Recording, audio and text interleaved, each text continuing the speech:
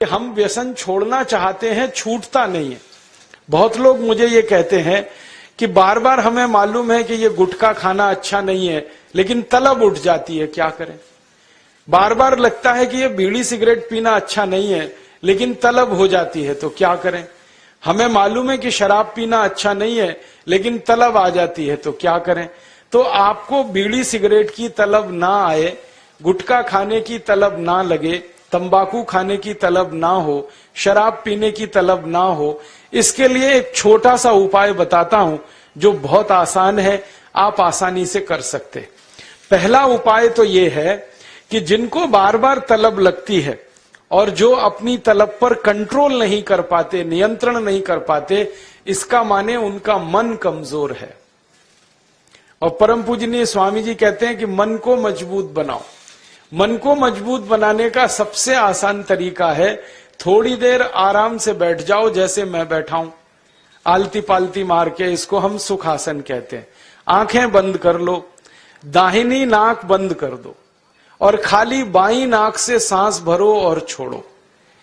खाली बाईं नाक से सांस भरो और छोड़ो, बाईं नाक से सांस भरो और छोड़ो, जिसको हम लोग चंद्र नाड़ी कहते हैं, उसको सक्रिय कर दो। जितनी ज्यादा सक्रियता आपके चंद्र नाड़ी की होती जाएगी, मन की शक्ति आपकी अपने आप बढ़ती चली जाएगी और आप इतने संकल्पवान हो जाएंगे जो आसानी से कोई भी बात ठान लेंगे तो उसको बहुत आसानी से कर डालेंगे। ये एक तरीका है, बहुत आसान है, ये भी प्राणायाम का ही तरीका है। दूसरा एक तरीका है कि आपके घर में एक आयुर्वेदिक औषधि है जिसको आप सब जानते हैं और पहचानते हैं। हम उसका बहुत इस्तेमाल करते हैं लोगों का व्यसन छुड़वाने में, और उस औषधि का नाम है अदरक। अदरक हम सबके घर में है। इस अदरक के टुकड़े कर लो छोटे छोटे, उसमें नींबू निचोड़ दो, थोड़ा सा काला नमक मिला लो और इसको धूप में सुखा लो, सूरज की धूप में इसको सुखा लो। सूखने के बाद जब इसका पूरा पानी खत्म हो जाए, ये अदरक के टुकड़े हमेशा अपनी जेब में डाल के रखो।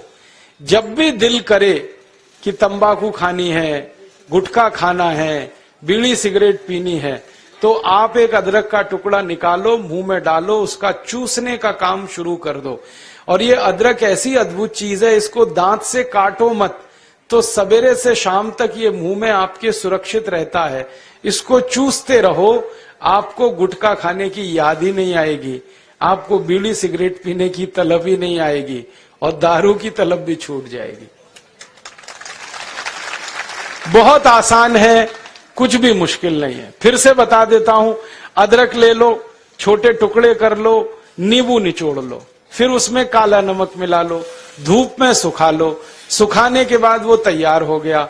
तैयार होके इसको जेब में रखो, पुड़िया बना के रखो, डिब्बी में रखो, जैसे भी है जेब में रखो। जब दिल में तलब उठे, बीड़ी पीना, सिगरेट पीना, दारू पीना, गुटखा खाना, एक गुटखा माने एक टुकड़ा इस अदरक का निकाल के जीभ पे रखो, चूसना शुरू कर दो। जैसे ही वो रस आपके लार में घुलना शुरू हो जाएगा, आप देखना इसका चमत्कारिक असर होगा। आपको फिर गुटखा, बीड़ी, सिगरेट, तंबाकू, दारू याद ही नहीं रहेगी। सवेरे से शाम तक चूसते रहो, और जो 2, 4, 10 दिन, 15 दिन, 20 दिन लगातार कर लिया तो हमेशा के लिए व्यसन आपका छूट जाएगा। आप बोलेंगे ये अदरक में ऐसी क्या चीज है? ये अदरक में एक रासायनिक तत्व है जिसको हम रसायन शास्त्र की भाषा में, केमिस्ट्री में कहते हैं सल्फर। अदरक में सल्फर बहुत अधिक मात्रा में है। जब हम अदरक चूसते हैं तो वो सल्फर है जो अदरक का निकल के हमारी लार के साथ मिलके अंदर जाने लगता है। और ये सल्फर जब खून में घुलने लगता है तो ये सल्फर कुछ ऐसे शरीर में हार्मोन्स को, कुछ ऐसे अंदर अंतःस्रावी ग्रंथियों को सक्रिय कर देता है जो व्यसन नहीं करने के लिए आदमी को प्रेरित करती है। जो विज्ञान की रिसर्च है आज तक सारी दुनिया में, वो ये कहती है कि कोई भी आदमी व्यसन के अधीन जब जाता है तब जब सल्फर की मात्रा उसके शरीर में बहुत कम हो जाती है, तो उसको बार बार तलब लगती है, बीड़ी की, सिगरेट की, गुटखे की, तंबाकू की। तो सल्फर की मात्रा आप पूरी कर दो बाहर से, ये तलब खत्म हो जाती है। इसका मैंने हजारों लोगों पर परीक्षण किया है और बहुत अच्छे सुखद परिणाम है। बड़ी आसानी से बिना किसी खर्चे के शराब छूट जाती है, बीड़ी सिगरेट गुटखा आदि आदि सब छूट जाता है। तो आप इसका उपयोग कर लो। और इसका एक दूसरे उपयोग का तरीका बताता हूं। अदरक के रूप में सल्फर हमारे प्रकृति ने हमको भरपूर मात्रा में दिया है, बहुत सस्ता है। इसी सल्फर को होम्योपैथी की दवा के दुकान पे भी आप प्राप्त कर सकते। आप कोई भी होम्योपैथी दवा की दुकान पे चले जाओ और उस दवा बेचने वाले विक्रेता से ये कहो कि मुझे सल्फर नाम की दवा दे दो, वो दे देगा आपको, एक छोटी सी शीशी में भर के दे देगा। और सल्फर नाम की दवा होम्योपैथी में पानी के रूप में आती है, प्रवाही रूप में आती है, जिसको हम लोग डाइल्यूशन कहते हैं अंग्रेजी में। तो ये पानी जैसी आएगी, दिखने में ऐसा ही लगेगा कि जैसे ये पानी है। वो दवा एक छोटी शीशी में ले लो। 5 मिलीलीटर दवा की शीशी 5 रुपए में आती है और उस दवा का 1 बूंद जीभ पे डाल लो, सवेरे सवेरे खाली पेट, फिर अगले दिन और 1 बूंद डाल लो सवेरे सवेरे खाली पेट, और तीसरे दिन 1 बूंद डाल लो सवेरे सवेरे खाली पेट। बस 3 बार अगर आपने 1-1 बूंद डाल ली तो 50 से 60% लोगों की दारू बीड़ी सिगरेट तो 3 खुराक में ही छूट जाती। और जो ज्यादा पियक्कड़ हैं, हाँ ऐसे भी है ना जिनकी शाम बिना पिए गुजरती ही नहीं, उसके बिना तो उनका काम चलता ही नहीं, तो उनको ये निवेदन है कि ये सल्फर नाम की दवा को हर हफ्ते 1 बार ले लिया करें। आज ले लिया, 5-6 दिन बाद फिर ले लिया, फिर 5-7 दिन बाद ले लिया। हफ्ते में 1-1 बार लेते जाएं तो 1.5-2 महीने में बड़े बड़े पियक्कड़ों की दारू छूट जाती है। मैंने ऐसे ऐसे लोगों की दारू छुड़वाई है जो सवेरे सोकर उठने से पीना शुरू करते थे और रात तक सोने तक पीते रहते, उनकी भी दारू छूट गई है। बस इतना ही है कि 2-3 महीने का समय लगा है। तो ये सल्फर दवा अदरक में भी है, बाजार में मिलती है, होम्योपैथी की दुकान पे। अब इस दवा को जब आप खरीदोगे तो दुकानदार आपसे एक सवाल पूछेगा, वो पूछेगा कितनी ताकत की दवा दूं, कितनी पोटेंसी की दवा दूं। तो जब आप लेना इस सल्फर को तो उस दुकानदार से कह देना 200 ताकत की दे दो, 200 पोटेंसी की दे दो। सल्फर 200, यही उसका पूरा नाम है। 200 संख्या है सल्फर दवा का नाम। तो ये सामान्य रूप से बीड़ी सिगरेट शराब दारू वगैरह वगैरह के लिए काफी है। और जो ज्यादा पीने वाले हैं, बहुत ज्यादा जिनकी दारू है, तो उनके लिए यही सल्फर की 1000 ताकत की दवा ले लेना, 1000 पोटेंसी की। तो सल्फर 200 और सल्फर 1000। और अगर आप सब ग्राम रक्षा समिति की तरफ से बोतल खरीद लो, इसकी बहुत सस्ती आती है। ऐसे खरीदोगे तो 5 रुपए में 5 मिलीलीटर है, और बड़ी बोतल खरीद लो 250 मिलीलीटर की या 450 मिलीलीटर की, वो 150-200 रुपए की आती है। और एक बोतल सल्फर दवा में 10,000 लोगों की शराब आसानी से छूट जाती है, मात्र एक बोतल में। और वो बोतल कितने की है? 250-250 रुपए की, और 10,000 लोगों के लिए वो काम आ जाती है। और कभी कभी इस दवा को और अच्छे तरीके से इस्तेमाल करना हो तो 1 बूंद सल्फर को पानी में डाल देना, जो पीने वाला पानी है, और वो पानी जो शराबी लोग हैं, जो पियक्कड़ लोग हैं, जो व्यसन करने वाले लोग हैं, उनको पिला देना। ये पानी में और अच्छे से काम करती। कई बार तो मैंने ऐसा भी किया है कि 1 बाल्टी पानी ले लिया, उसमें 1 बूंद डाल दिया, अब वो पूरा पानी ही दवा हो गया। उसमें से 1-1 चम्मच पिला दिया लोगों को, तो भी व्यसन उनके छूट जाते हैं। तो एक बता दिया मैंने आपको, अदरक, उसका इस्तेमाल करना है व्यसन छोड़ने के लिए। और दूसरा बता दिया मैंने आपको सल्फर, जो होम्योपैथी में है, एक 200 ताकत की, एक 1000 ताकत की। और पहली बात जो सबसे पहले मैंने बताई कि मन को थोड़ा मजबूत कर लो, तो बाईं नाक से सांस लेना, बाईं नाक से सांस निकालना 5 मिनट रोज सुबेरे भी अगर आपने कर लिया तो आपके जीवन से सब तरह की कमजोरी मन की खत्म हो जाएगी और व्यसन छोड़ना आपके लिए बहुत आसान हो जाएगा।